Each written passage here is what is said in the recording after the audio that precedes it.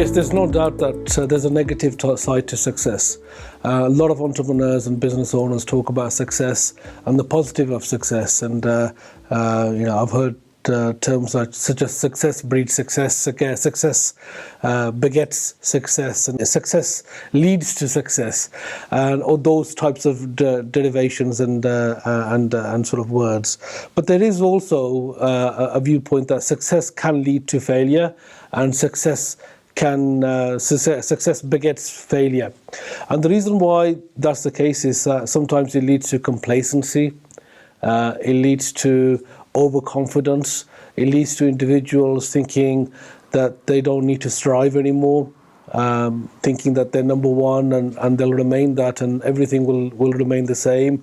It leads to people taking things for granted. Even employees, even members of staff, the customers, and when you're in a position where you start taking things for granted, then you find that sometimes you're at risk of losing those things as well. So there is a negative side to success, and the ramifications can be the fact that can lead to some element of failure.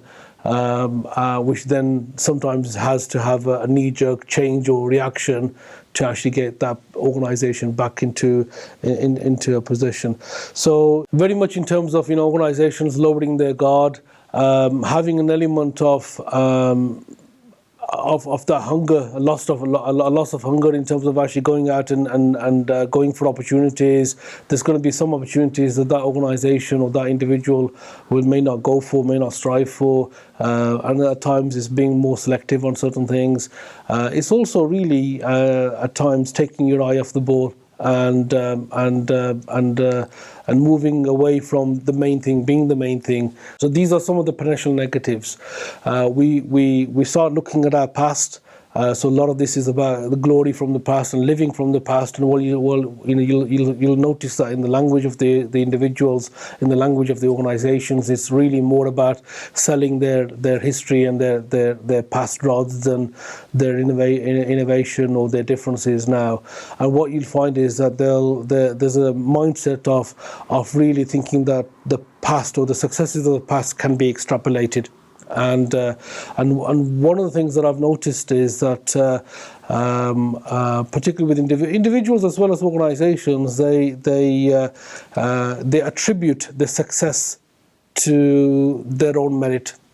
So they attribute the success to their own merit, but the failure, they regard that as macro failure. So the failure is as a result of the economy as a whole, or the system as a whole, or government, or somebody else.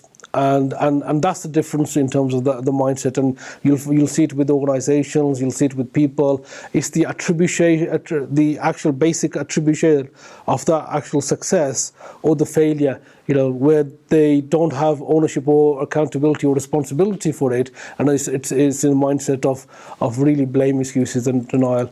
So if the success is down to themselves, but the failure is government's failure, it's failure of others, failure of getting the lack of people, technology, or something along those lines. So if you start seeing that in conversation, then you'll see the fact that there's a mind shift change in that individual, and again, it's something to be wary of. So one of the things that I would suggest is for individuals to be in a position where they think of themselves always as number two, where they're thinking, in terms of how do I improve, how do I grow, how do I become better, and it's actually the root is really challenging yourself, continuously challenging yourself, and you do things for yourself. Not necessarily just for the sake of it. So if a customer wants a certain amount of thing, and the expectation is whatever level, that's not necessarily your benchmark.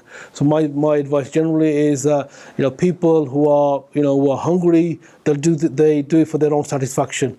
And if you're doing it for your own satisfaction in terms of that element of betterment, that continuous growth, that element of really pushing the boundaries all the time, then what you'll find is that you've got that hunger, that desire to actually to grow. But there's also that humbleness there, your gratitude. You've got gratitude. You've got an element of humility. You're appreciative of your team. You're appreciative of the people around you, and the combination of hunger with the humbleness and humility, is what I normally say to my team and to myself whenever I'm sort of talking to myself, really, to say, it's that combination, really. Thanks for watching. As we say, everything starts with a conversation, so let's talk. Pathway Group, changing lives through skills and work.